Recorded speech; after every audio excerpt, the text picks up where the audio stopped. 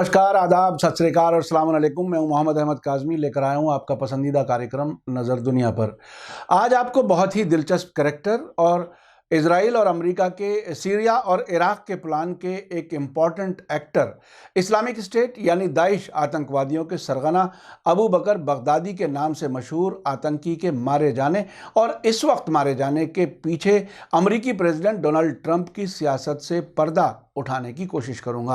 अब तक आपको याद आ गया होगा कि ये वही शख्स है जिसने इराक़ के मौसुल शहर में 2013 में जुमे के दिन नमाज से पहले के खुतबे यानी स्पीच में इस्लामिक स्टेट की घोषणा यानी ऐलान करने का ड्रामा किया था। और उसके बाद सीरिया और इराक़ में कई साल जिस तरह से आतंक जारी रहा और जिंदा लोगों को बेरहमी से मारा गया और दोनों मुल्कों के बहुत से शहरों पर कब्जा किया गया, वो सब आपके सामने है। ऐसी भी रिपोर्टें थी कि जो शख्स अबू बकर बगदादी के नाम से जाना गया वो एक यहूदी था जिसने दाढ़ी बढ़ाकर मुसलमानों के बीच आकर इमाम और लीडर बनने का ड्रामा किया था। मैं आगे बढ़ने से पहले एक बात और आपको बता दूं कि सऊदी अरब और पाकिस्तान से भी ऐसी कुछ रिपोर्टें आती रही हैं कि यहूदी मुसलमान के तौर पर, इमाम के तौर पर पकड़े गए हैं और वो ख़ास तौर पर अपने प्रोजेक्ट पर आते हैं और वो नौजवान नस्ल को वर्गलाते हैं, उकसाते हैं और शायद वो आतंकवादी बनाने का उनका एक प्रोजेक्ट है, वो करते हैं। ये भी अबू बकर बगदादी भी ऐसा लगता है कि उसी प्रोजेक्ट का हिस्सा था। खबर में आगे बढ़ने से पहले आपसे गुजारिश है कि अगर आप YouTube पर देख रहे हैं तो सब्सक्राइब कर लें और अगर Facebook पर देख रहे हैं तो हमारा पेज फॉलो कर लें और लाइक करना ना भूलें ताकि आपको हमारी हर एक वीडियो की खबर सही वक्त पर मिल सके।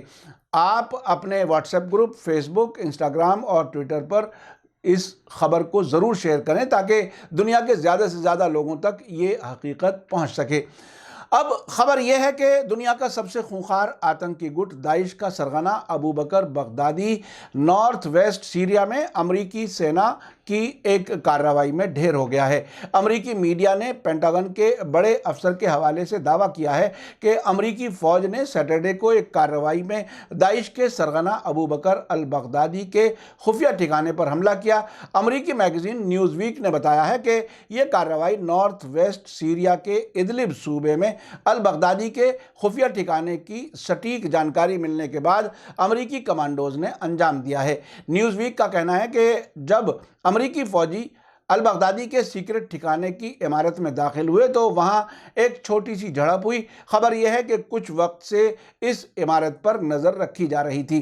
पेंटागन के एक दूसरे अफसर ने न्यूज़ वीक को बताया कि उन्हें लगता है कि अबू बकर अल बगदादी मारा गया है और अभी उसके डेड बॉडी का DNA टेस्ट किया जा रहा है ताकि ये साफ हो जाए कि मरने वाला इंसान वही अल बगदादी था। CNN ने भी पेंटागन के एक अफसर के हवाले से रिपोर्ट दी है कि कार्रवाई में भाग लेने वाले अमरीकी कमांडोज जैसे ही अल बगदादी के सीक्रेट ठिकाने के करीब पहुंचे, उसने विस्फोटकों यानी एक्सप्लोजिव से भरी जैकेट का धमाका करके अपने आप को उड़ा लिया। इस अमरीकी अफसर ने बताया कि अल बगदादी ने अपने परिवार के मेंबर्स के सामने अपनी जैकेट को धमाके से उड़ा लिया। अमरीकी अफसर का यह भी कहना था कि इस कार्रवाई के दौरान कोई भी बच्चा मारा नहीं गया, लेकिन ऐसा लगता है कि उसकी दोनों बीवियां धमाके में मारी गई हैं। CNN का कहना है कि अबू बकर अल बगदादी का पता लगाने में अमेरिका की खुफिया एजेंसी CIA भी शामिल थी। इस बीच लेबनान के अल मयादीन TV ने दाइश के सरगना अबू बकर अल बगदादी के मारे जाने के वाक़े की डिटेल बताते हुए बताया है कि वो नॉर्थ वेस्ट सीरिया में मौजूद हरीम इलाके की बारिशा कॉलोनी में मारा गया है। इस रिपोर्ट के मुताबिक हरीम का इलाका आतंकी गुट अल नुसरा फ्रंट के कंट्रोल में है और इस इलाके में अल-कायदा से मुताल्लिक 2 टेररिस्ट ग्रुप अंसारुत तौहीद और हुर्रासुद्दीन भी एक्टिव हैं।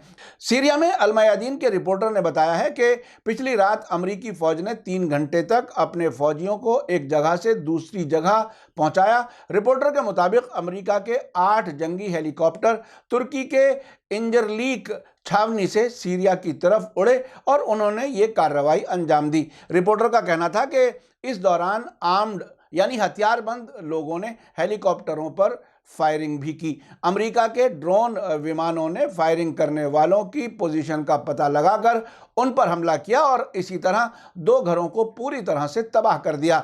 इराक के सिक्योरिटी सोर्सेज ने भी बताया है कि अमेरिका के 8 हेलीकॉप्टरों ने संडे को आधी रात के बाद इदलिब के बारिशा इलाके में दाइश के सरगना अबू बकर अल बगदादी के सीक्रेट ठिकाने पर बमबारी की है। इसी बीच अमेरिकी समाचार पत्र न्यूयॉर्क टाइम्स के हवाले से खबर है कि बगदादी की एक बीवी की गिरफ्तारी और मैसेंजर की मदद से उनकी मौत का रास्ता साफ हुआ है। न्यूयॉर्क टाइम्स ने 2 अमेरिकी अफसरों के हवाले से, जिनकी पहचान अखबार ने नहीं बताई है, लिखा है कि अमेरिकी फौजियों ने सीरिया के नॉर्थ वेस्ट में स्थित इदलिब पर हमला किया, जिसके दौरान बगदादी के रहने की जगह के बारे में जानकारी मिली और ये जानकारी अमेरिका की खुफिया एजेंसी CIA को बगदादी की एक बीवी की गिरफ्तारी और उस मैसेंजर यानी मैसेज देने वाले की मदद से मिली जो पिछली गर्मी में उसके साथ काम करता था। आपको मैं बता दूं कि अमेरिकी राष्ट्रपति डोनाल्ड ट्रंप ने संडे को ऐलान किया था कि आतंकवादी गुट दाइश का सरगना अबू बकर अल बगदादी सीरिया के इदलिब इलाके में अमेरिकी फौजियों के हमले में मारा गया, जबकि रूस ने इसके बारे में कहा है कि उसके पास बगदादी के मारे जाने के बारे में ठोस सबूत नहीं है। इसी बीच लंदन से छपने वाले अरबी भाषा के अखबार रायल यौम के एडिटर और जाने माने अरब वरिष्ठ पत्रकार अब्दुल बारी अतवान ने अपने लेख में कहा है कि हमें ये नहीं पता था कि अमेरिकी राष्ट्रपति ट्रंप अदाकारी भी अच्छी कर लेते हैं। इसका पता उनकी हालिया प्रेस कॉन्फ्रेंस से चला, जिसमें उन्होंने दाइश के सरगना अबू बकर अल बगदादी के मारे जाने का ऐलान किया है। ट्रंप इस तरह अपनी फतह का ऐलान कर रहे थे जैसे उन्होंने सोवियत संघ को उसकी ताकत की ऊंचाई वाले दिनों में हरा दिया हो। ट्रंप का हर एक्शन बहुत नपातुला था, जैसे उन्होंने पहले इसकी प्रैक्टिस की हो। देखिए अरब पत्रकार ने डोनाल्ड ट्रंप का कैसा मजाक उड़ाया है। ट्रंप ने ऑपरेशन के बारे में जो जानकारियां दी हैं, जिनमें बगदादी, उसकी 2 बीवियां और 3 बेटों के एक्सप्लोसिव जैकेटों से मारे जाने की खबर भी शामिल है।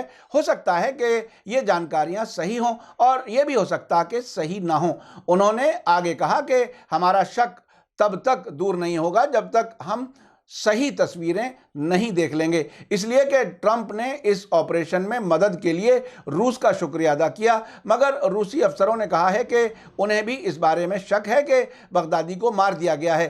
ट्रंप ने सीरिया का भी शुक्रिया अदा किया, मगर सीरियाई सोर्सेज यानी अधिकारियों ने ट्रंप का मजाक ही उड़ाया है। इसके अलावा नॉर्थ इदलिब के जिस इलाके में ऑपरेशन किया गया है उस पर अल नुसरा फ्रंट का कब्जा है, तो सीरियाई फौज वहां कैसे मदद कर सकती है। अतवान ने आगे लिखा है कि ट्रंप एक माहिर झूठे हैं, उनके ज्यादातर बयानों और ट्वीट्स में झूठ की भरमार होती है। हो सकता है कि उन्होंने जिस तरह बिन लादेन के बेटे हमजा के मारे जाने का ऐलान कर दिया और कोई सबूत नहीं दिया, उसी तरह ये ड्रामा भी किया हो ताकि सीरिया में अमेरिका को मिलने वाली नाकामियों पर पर्दा पड़ जाए और वो चैंपियन बनकर उभरें और अमेरिका का राष्ट्रपति चुनाव जीत लें। वहां चुनाव अगले साल होने वाले हैं। अतवान ने यह भी कहा है कि हमें यह भी पता है कि वो ओबामा से जलते हैं और हर चीज़ में उनकी नकल उतारने की कोशिश करते हैं। ओबामा ने ओसामा बिन लादेन को मारा था तो ट्रंप के लिए बगदादी का कत्ल जरूरी हो गया था। अतवान आगे लिखते हैं कि अमेरिकी फौजियों ने जब सद्दाम के बेटों उदय और कुसै को मारा तो उनके डेड बॉडीज कैमरों के सामने पेश कर दी थी। सद्दाम हुसैन को फांसी दिए जाने की वीडियो भी लीक की गई थी। लीबिया के रूलर कर्नल कज़ाफी की डेड बॉडी को भी लोगों को देखने के लिए रख दिया गया था। तो फिर ओसामा बिन लादेन, हमजा बिन ओसामा बिन लादेन और अबू बकर बगदादी की डेड बॉडीज क्यों नहीं दिखाई गई? हमने अल-कायदा और दाइश के बारे में जो तजर्बा किया है वो बताता है कि अगर कोई कमांडर या सरगना मारा जाता है तो उस ग्रुप की तरफ से बयान ज़रूर जारी किया जाता है ताकि उसके ख़ानदान को पता चल जाए, उसने जो विरासत छोड़ी है उसका बंटवारा हो जाए और उसकी बीवी या बीवियां इद्दत की मुद्दत पूरी करने के बाद अगर चाहें तो किसी और से शादी कर लें। ट्रंप और ओबामा सरकारों ने बिन लादेन, हमजा और बगदादी के बारे में फैक्ट्स को छुपाने की पॉलिसी अपनाई है, जिन्हें जानने के लिए शायद कई दहाई इंतजार करना पड़ेगा। हमें नहीं लगता कि बगदादी की मौत से, अगर उसके मर्डर की खबर सही है, दाइश पर कुछ खास असर पड़ेगा, क्योंकि बगदादी अब इस पूरे संगठन को चलाने वाला सरगना नहीं था। वैसे भी ये संगठन अब बिखर गया है। बगदादी के मरने की खबरें कम से कम 4 बार आ चुकी हैं और ये 5वीं बार है। इसीलिए हम रूसी अफसरों की बात मानेंगे जिन्होंने इससे पहले वाले ऐलानों के बारे में भी शक जाहिर किया था और उनका शक सही साबित हुआ था।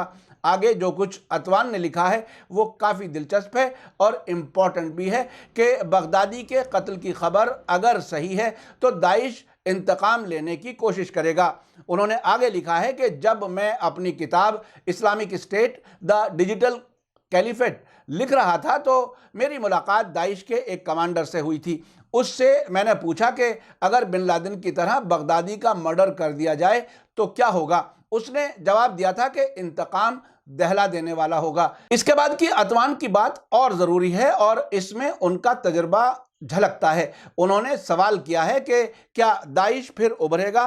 क्या अमेरिका बड़े बड़े मिलिट्री अलायंस इसलिए बना रहा है कि दाइश फिर उभरे और वो उसके बहाने इस इलाके में फिर अपनी पैठ जमाए? क्या दाइश के कायम होने का मुख्य आरोपी यानी मुलजिम अमेरिका ही है और वो इस ग्रुप की मदद से बार बार मिडिल ईस्ट में अपनी फौजी एक्टिविटीज बढ़ा रहा है? उनका कहना है कि इन सारे सवालों के जवाब हमारे पास नहीं है, इनके जवाब के लिए इंतजार करना होगा। इसी बीच इजराइल के अखबार जेरूसलम पोस्ट में आज छपी डिटेल के मुताबिक बगदादी का दावा था कि दाइश ने दुनिया के 8 मुल्कों में हाल ही में 92 ऑपरेशन किए हैं। जिन मुल्कों का उन्होंने खास जिक्र किया है उसमें अफगानिस्तान, माली, बुर्किना फासो, श्रीलंका और सऊदी अरब हैं।